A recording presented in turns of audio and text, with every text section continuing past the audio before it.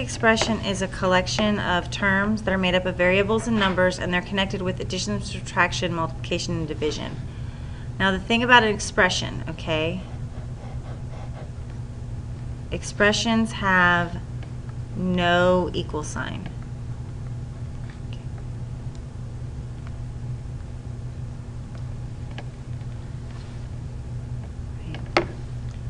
A variable is any symbol or letter that represents, wow, symbol has an M in it.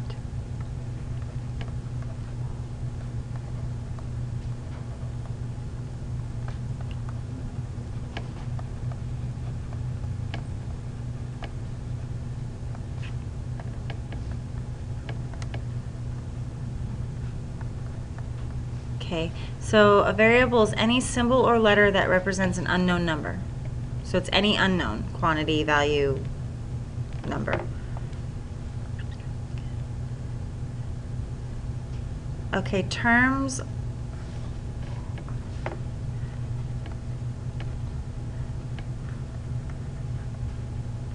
Okay, terms are portions of an expression.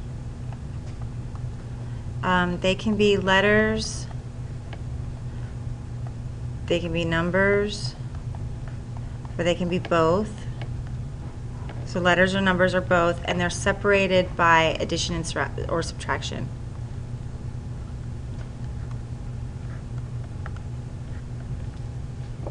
Okay. Now, if you have both letters and numbers, you have multiplication and division occurring inside the term.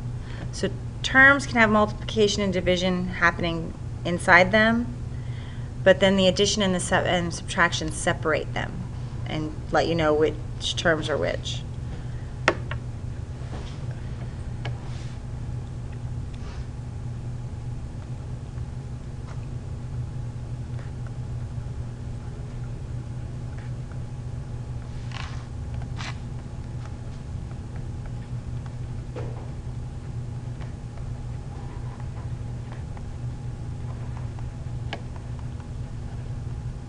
Okay, factors, when you have two or more numbers or letters that are being multiplied together, those are called factors. And then the product is the result of multiplication.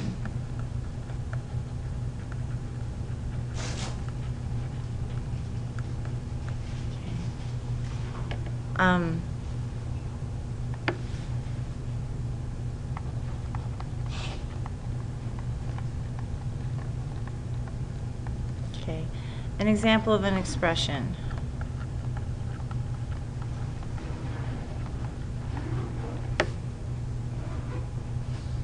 Actually, let me throw some minuses in there.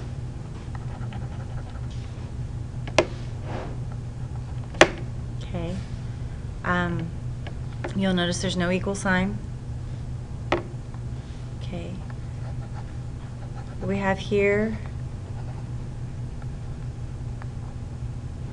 these are all terms. So 2x to the third is one term, 3x is another term, negative 2y is another term, 4 is a term. Okay.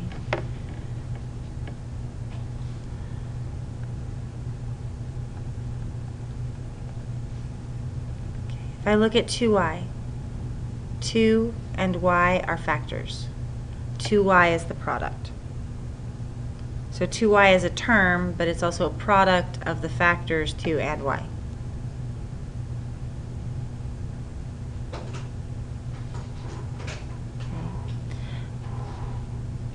Okay. This number over here hanging out by itself is a term, but it's also a constant.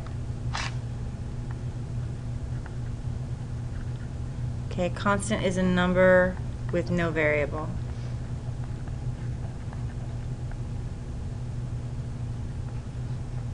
Okay, and so this 2 right here, hanging out with this x, it's also a factor. I mean, it's a factor, but it's also a coefficient.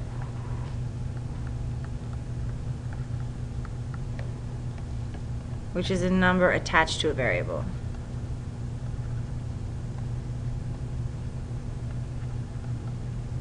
out of space, sorry. So constants are numbers that are by themselves. Coefficients are numbers that are stuck to letters. And each of these is a term, and the terms are made up of factors, and they're separated by addition and subtraction. Okay, let's say that again. Powers and exponents are the same thing. They're numbers that indicate how many times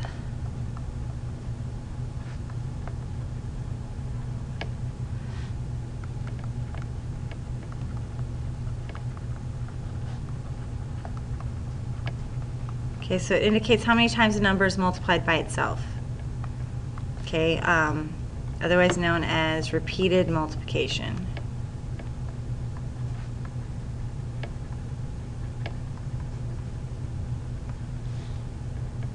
Right. The base is the number being multiplied.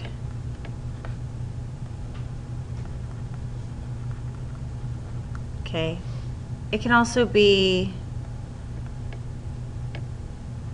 it could be the number or the variable being multiplied. Okay, so if I give you an example,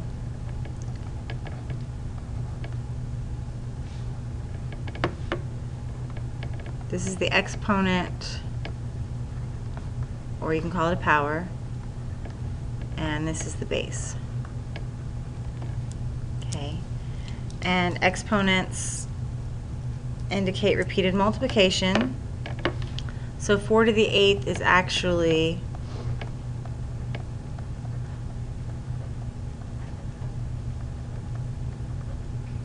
eight fours being multiplied together. Okay, and like I said, it can be, the base can be X or any other letter. That's just 3 X's. So the base doesn't have to be a number, it can also be a variable. And then once you get into higher math, so can the powers. The powers can also be variables. I didn't leave room for something that I wanted to do, and so if you could just draw like a line right here.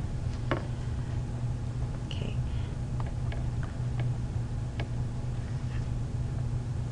How you say them.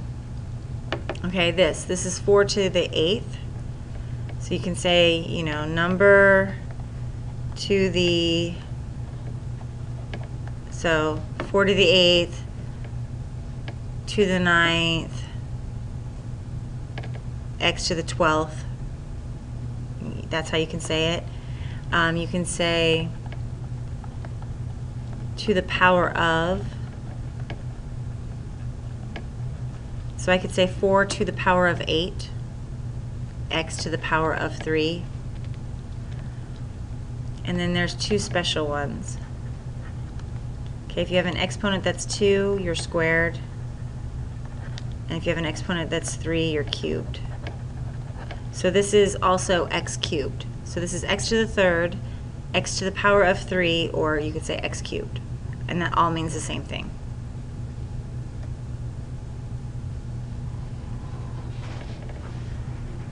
So, if we're going to write a verbal expression for an algebraic expression, when you're going from math to words, there are a lot of right answers. There are a lot of possibilities. I can say the product of 3 and x to the 4th. I can say the, 3 multiplied by a number to the power of 4. I mean, there's a lot of things I could say. There's a lot of ways to read that. So there's a lot of right answers on this one. Just be as simple as possible. You don't have to make it complicated.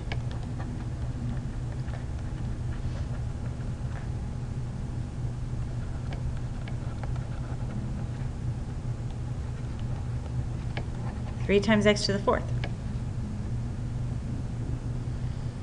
Okay, B, we have 5 times z squared, and we have 16. So if you want to be really blunt, you can say 5 times z squared plus 16. If you want to be more, complicated, you could say the product of 5 and z squared. And then you want to make it really interesting. You say raised by 16. That's, you know, more complex. But again, you could literally just say 5 times z squared plus 16. And that is correct. As long as what you're writing is an actual representation. You know, I couldn't say 5 plus z times 2 minus 16. That's not true. Right? So as long as what you're saying or writing is a representation, there's a lot of right answers. Okay. A number t more than 6. Now, if it just, that should be a, not an. Yeah. If it just says a number, you can use any letter you want. X, Y, Q, M, doesn't matter. But if they give you the number, you have to do that. So t more than 6. T plus 6. Yeah, you can do t plus 6, or if you wanted, you could say 6 plus t. Either one of those is fine. Okay. When you see 10 less than, or any number and then it says less than, you have to subtract 10, or whatever the number is. It's not 10 minus whatever, it's minus 10. This one kind of goes backwards. And then you have product of 7 and f. And 7 with f and then minus 10. Yes. So it's going to be 7f minus 10. And I don't know if it helps. Sometimes it helps to do things like this. You like put the symbols underneath what the words are and then go from there and put it together. 2/3 of means multiply, and then v. So if I put that together, I get 2/3 v.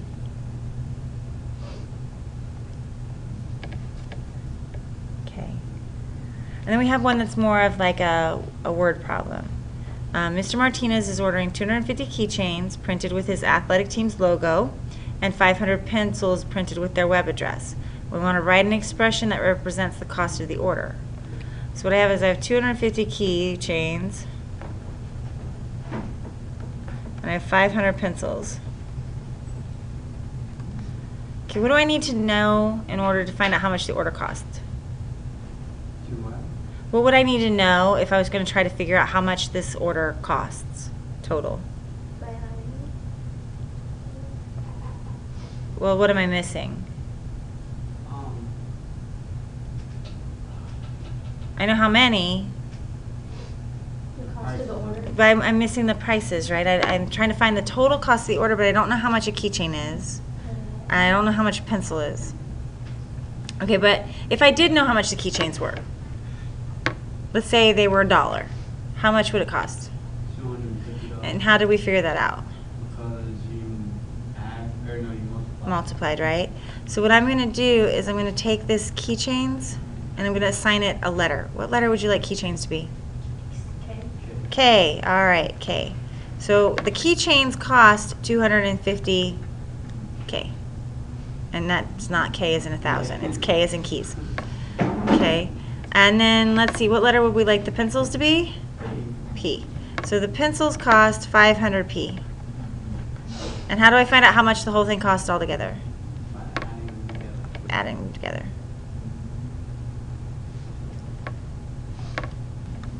All right, to evaluate means to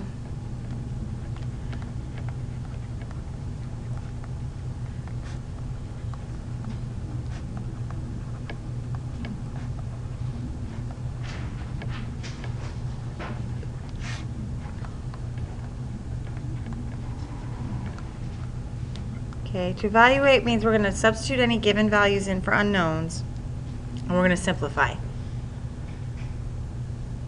Okay, and in order to simplify, we're going to use the order of operations.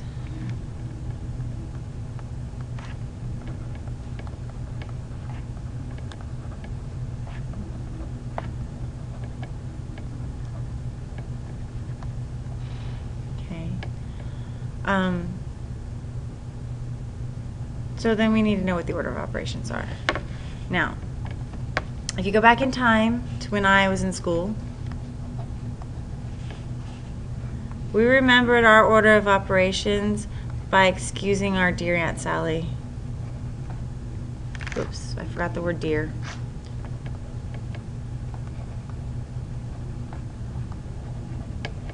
Please excuse my dear Aunt Sally. That's how we remembered. But now it's been shortened to PIMDAS. I taught 6th grade quite a while ago, and we made up our own, and my favorite that they came up with was purple elephants munch daisies all Saturday. So if you want to make up your own so that you can remember it easier, you can do that as well. Now, the very first thing you do is anything in parentheses. That's what the P stands for. So it's not just parentheses, it's any grouping symbol.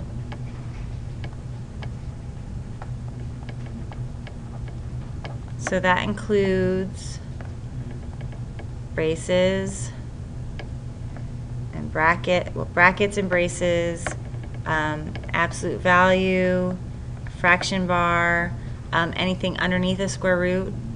So if there's things to do underneath the square root, you'll do that first. Basically anything that breaks your problem into sections. Okay. After you've done that, The brackets. yeah, brackets, braces, absolute value, fraction bar, and roots. Exponents come next, but it's not just exponents, it's also any kind of root. So this radical, that's called a radical, like so square root, cube root, whatever, the radicals, they serve double duty. They can act as a grouping symbol if you have, say for example, like 2 plus 4 underneath it or something. You would want to add 2 plus 4 first, and then it acts as the square root, then you take the square root. So it serves double duty. Okay, after exponents,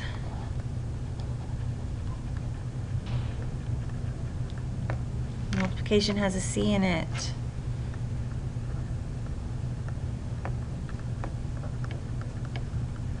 Okay, now this is where some people get confused because it's PEMDAS. People think, okay, you have to do all the multiplication first and then you go in and you do all the division, but that's not true. You do them in order from left to right. So as you read the paper, like as you're reading across, if division comes first, do that first. If multiplication comes first, do that first. So you just move across the problem and do whichever ones they come first. Yeah, Megan, you had a question? Oh, okay.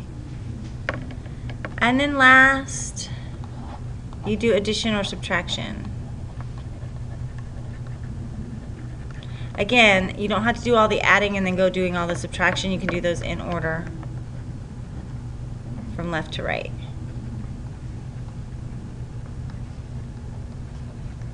And another way I looked at it, this is like the royal house, right? Parentheses are the king, exponents are the queen, multiplication and division, that's the prince and the princess, they're equal, and then adding and subtracting is the peasants. Those come last, right? There's a division right here, right? On your paper, isn't there a division? Okay. So what I want to do first is anything in parentheses. I do not have parentheses. So what's next? Exponents. So I'm going to keep everything else exactly the same. 2 squared is 4. Okay. Next, I have multiplication or division, so I have some division to do.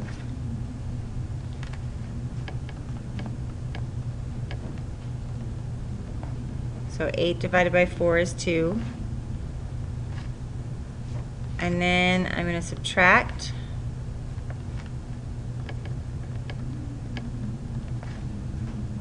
And then finally, I add.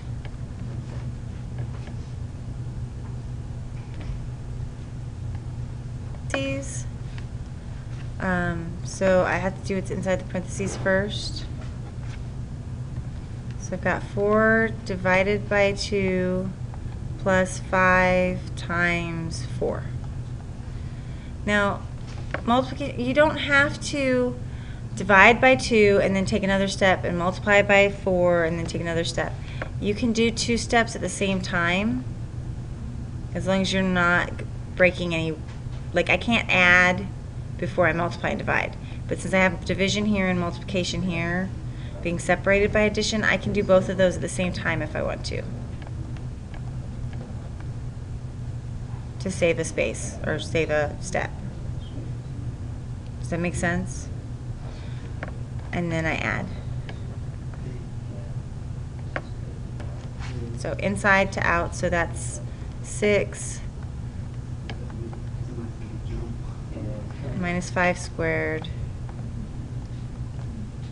Isn't it called something when it's out of the bracket? It's like association, distribution. There's properties. properties which we'll go over later. Okay, then we want to do the exponent next. So that's 6 times 32 minus 25. And then the bracket. So that's 6 times 7, so that's 42.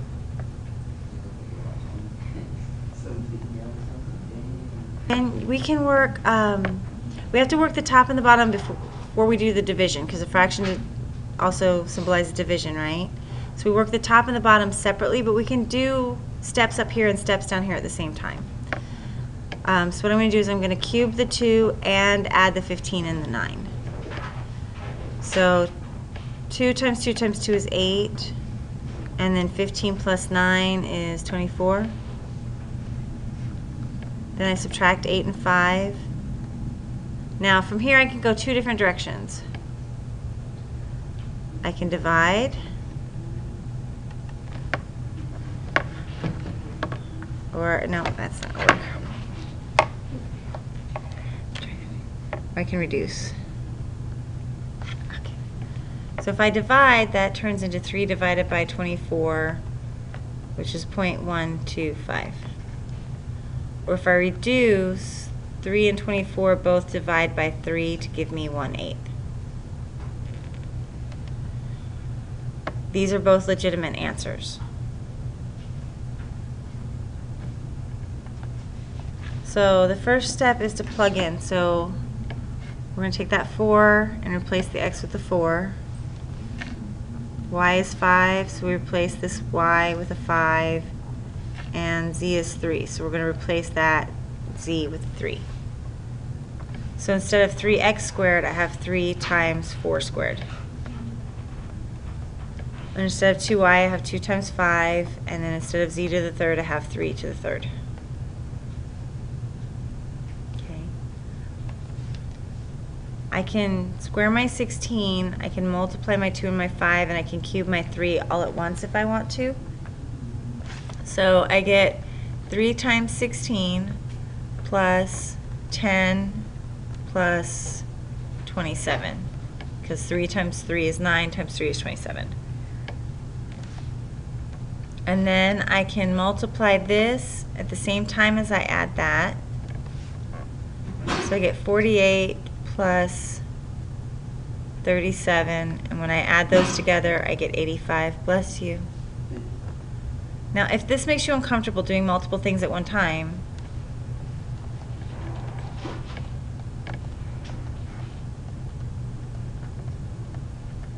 if we go by order of operations, we do what's inside the parentheses first.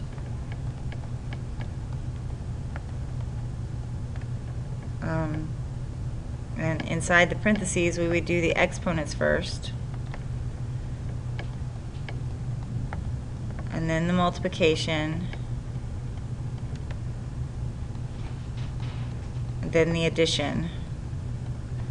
Then we're done with that parentheses, so then we come out and we're doing exponents, and then multiplication, and then addition. Same exact steps, it's just that here I did multiple steps at once, whereas here I did them one at a time. As you can see, you have to write more if you do them one at a time. But if this confuses you and this makes sense to you, then it's the same. I mean, as far as the process, I'm doing the same exact operations. So do what makes more sense to you. If it makes more sense to you to do a couple things at once, as long as you're not violating any rules and adding before you multiply or exponent or whatever, you're okay. I'm just going to throw in sort of like, I'm not going to write in the full written out words of the theorem. I'm going to just, or the property. I'm just going to write some words that I think will help you to visualize what's happening or to remember. So reflexive is like a reflection.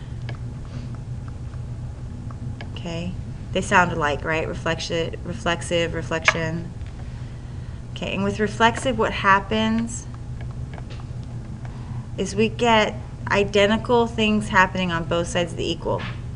They look exactly the same. It's a reflection. So if I have a 5 here, I have a 5 here.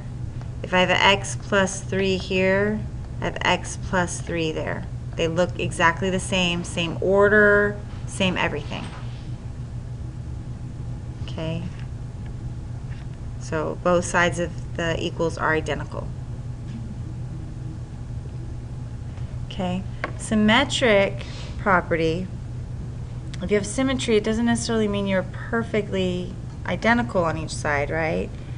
But we have both sides have the same value.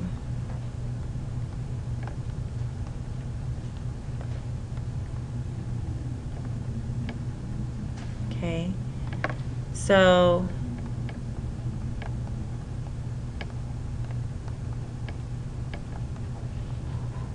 if A equals B, then B equals A. A and B, they don't look identical, right? But they have the same value. And I can spin them around and flip them because they're equal. So something like that would be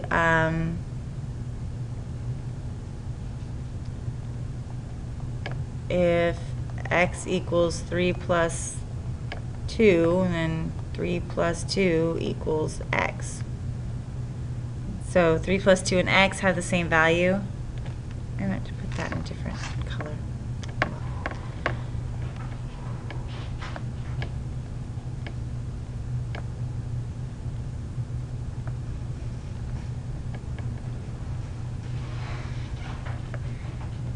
Okay.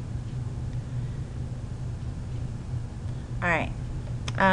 Transitive property is a transition through another number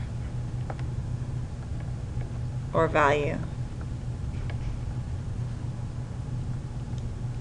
Okay. In symbols, if A equals B and B equals C, then A is C. Okay. If I have, for a solid example, if I say that 4 plus 2 equals 6, and I tell you that 6 is equal to 2 times 3, that means that 4 plus 2 is equal to 2 times 3. So I transitioned through 6 to get to these two. Does that make sense? This one is not used a lot. Okay? This one is used all the time. We use substitution property quite frequently.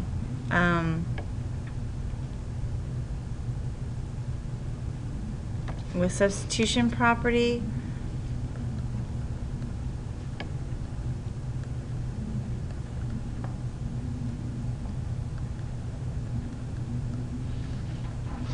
that's the word switch, sorry.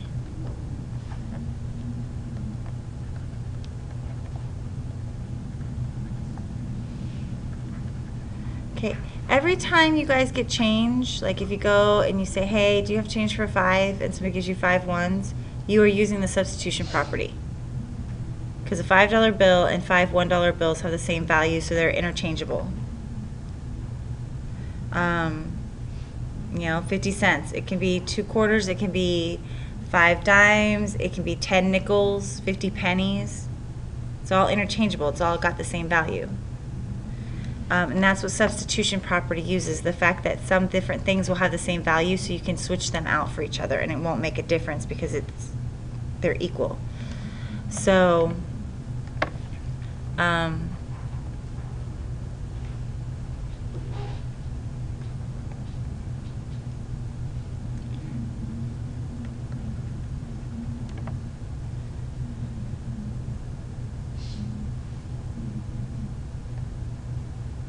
So like if I say 2A, well, I could replace A and make it B, right? So if x equals 6, and I ask you, or give you 3x, well, 3x equals 3 times 6, and then I know that that would be 18. But I can take that x and I can replace it with 6, which is what the substitution property is, what we're using when we were evaluating on the last example. Back here, where we plug those in, that's substitution property. We use this one the most. Okay?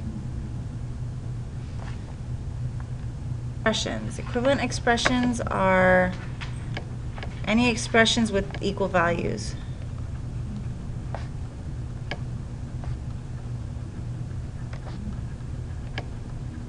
Okay.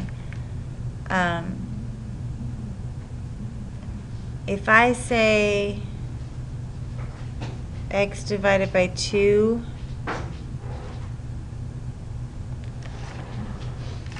hold on, let me change that. Let's do 2. 2x plus 4. That's the same thing as 1x plus 2. These are equivalent to each other. Even though they don't look the same, they have the exact same value.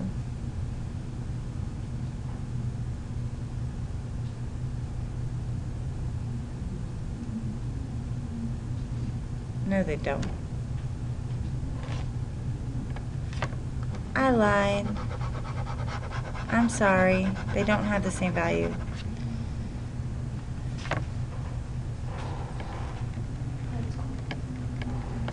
These have the same value. Sorry. I knew I was forgetting something. So if I say 2x plus 4 divided by 2, it's the same as x plus 2. They're equivalent. They have the same value even though they don't look the same. Okay, additive identity.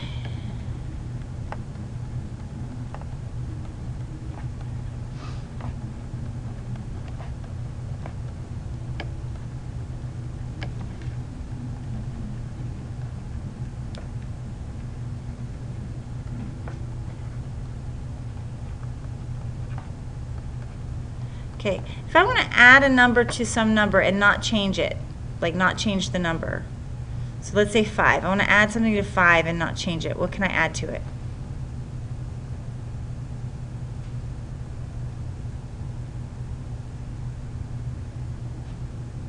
Well, okay, 5 plus what equals 5? 0. Yeah, the additive identity doesn't change the identity of the thing it's being added to, right? So the identity of a 5 is 5, right? So the additive identity doesn't change the identity. So additive identity is just a 0. I know that's not words, that's a number, but just, it's 0. In symbols, I can take any number A, and if I add 0 to it, I get A back. Examples, it doesn't matter what number I use. If I add 0 to it, nothing changes.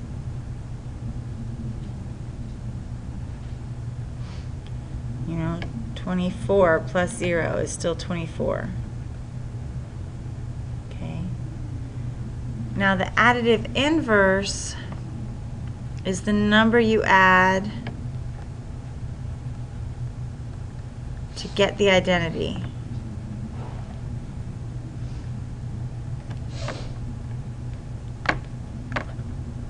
Aw, you're kidding me.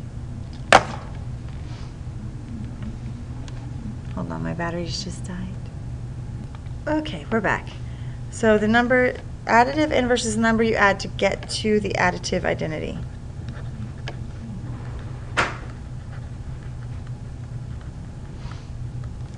Okay, so I'm going to skip the symbols for a second. I'm going to go straight to a concrete example. If I have a 5 and I want something to equal 0, what do I add to it?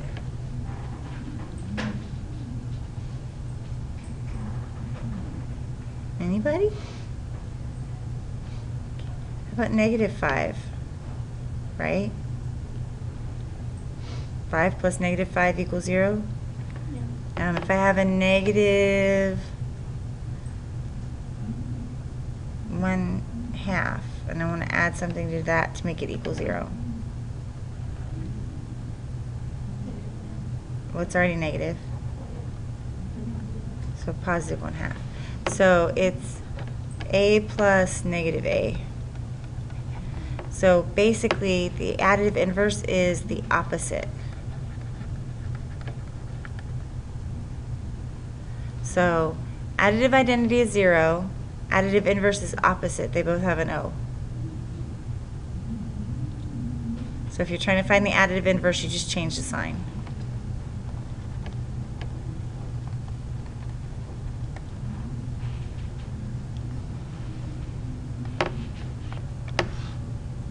Alright, multiplicative identity.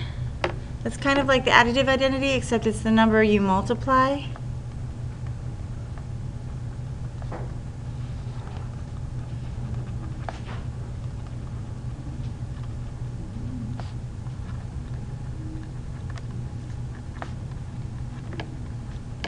Okay, if I'm going to multiply some number and I don't want to change the value, what do I multiply by?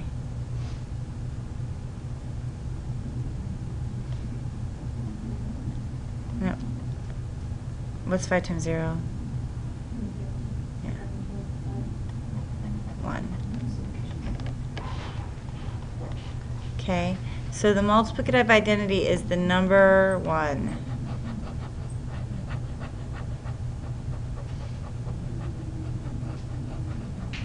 Okay, because if I multiply anything by 1, I get the same thing back. Doesn't matter what it is. Okay, multiplicative property of 0 is any number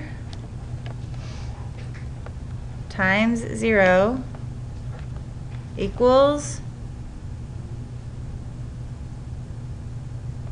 0. Okay, I was gonna say, I know you guys know this. Okay, so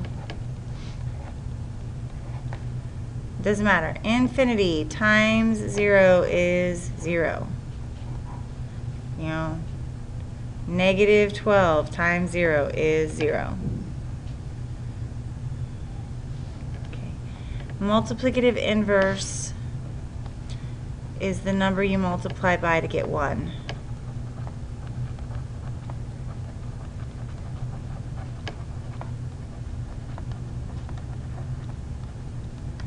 Which is the multiplicative identity.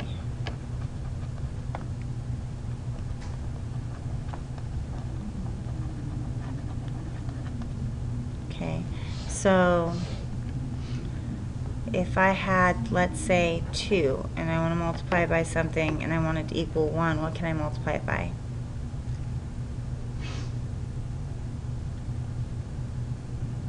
Anybody think of anything?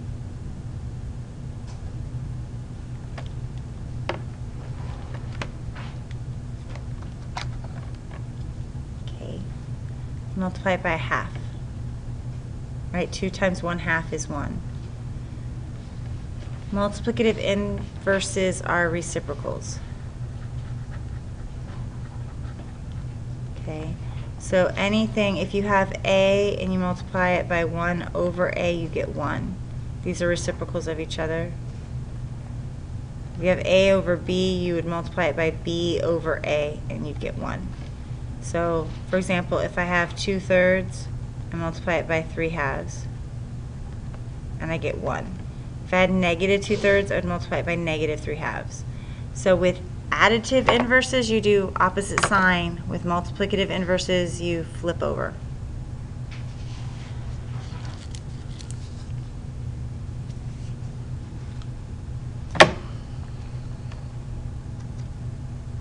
Alright, so first we're going to do what's inside the parentheses. So the 4 minus 3, so that gives me 7 times 1 minus 1 plus 5 times 1/5. And the property used here is just subtraction. It's not a very exciting property, but it is a property. Next, I'm going to do multiplication here, and that's going to be 7 minus 1 plus 5 times 1/5. And that property right here, 7 times 1, that's the multiplicative identity, because it didn't change anything. 7 times 1 is 7. Next, I'm going to do the next multiplication, which is 5 times 1/5. And we get 7 minus 1 plus 1. And that property was the multiplicative inverse.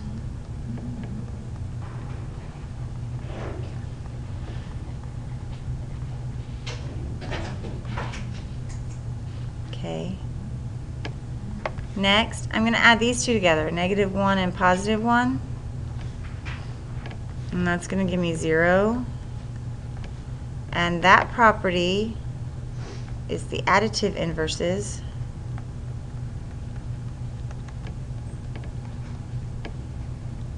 Because they cancel each other out. Give me 0. Yes. And then when I add 7 plus 0 together, I'm using the additive identity.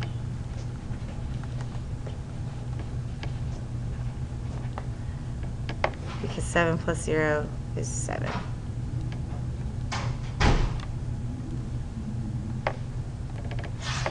It just changes the order. And commutative property is for addition and multiplication.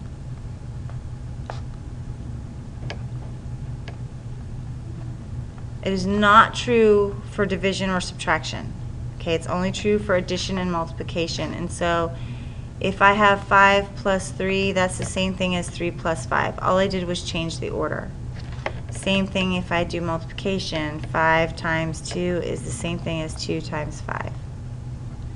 And this allows you to rearrange problems to make them easier to work out. That's what the purpose of it is. Okay, associative property again, true for addition and multiplication,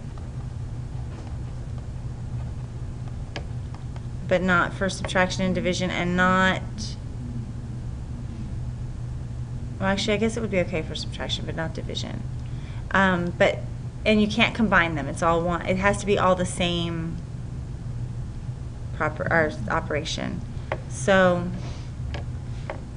what associative property does, it changes the groups. So let's say I have 2 plus 19 plus 1. And not that this is hard, but it might be easier to say, oh, well, 19 plus 1 is 20, and then add 2 to it. Or if I do multiplication, I could have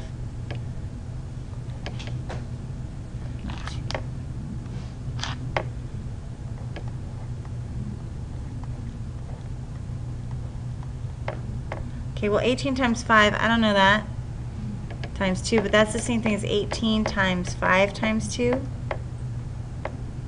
And that's easier, right? Because I can say, oh, that's 18 times 10, that's 180. So you can change the grouping.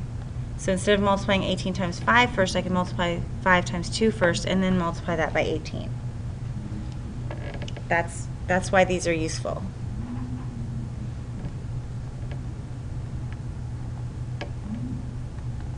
Boom. Okay, if I put these in order that they're in,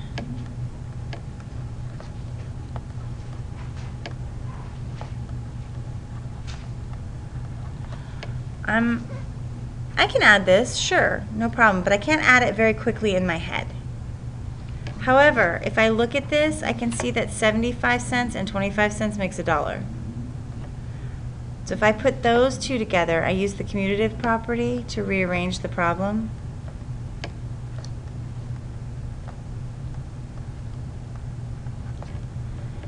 And then I can add these two together, and then I can add those two together. So I can use associative property to make groups. Okay, 75 cents and 25 cents is $1. $6 and $23 is $29, plus that $1 from the change makes $30. $14 and $20 is $34.50. And so that's $64.50. So I could add that much more quickly in my head. And that's the whole purpose. Same thing with multiplication. Okay, I know what 5 times 7 is. That's 35. And I could take 35 and I could multiply it by 4, and then I could multiply whatever that is by 2. Or I could do 35 times 8. But I never memorized my 35s, right? When I look at this, I say, okay, 5 and 2, that's easy. So I can rearrange this to 5 times 2 and 7 times 4. And then I can group those if I want to. And that gives me 10 times 28. That's 280. That's easy.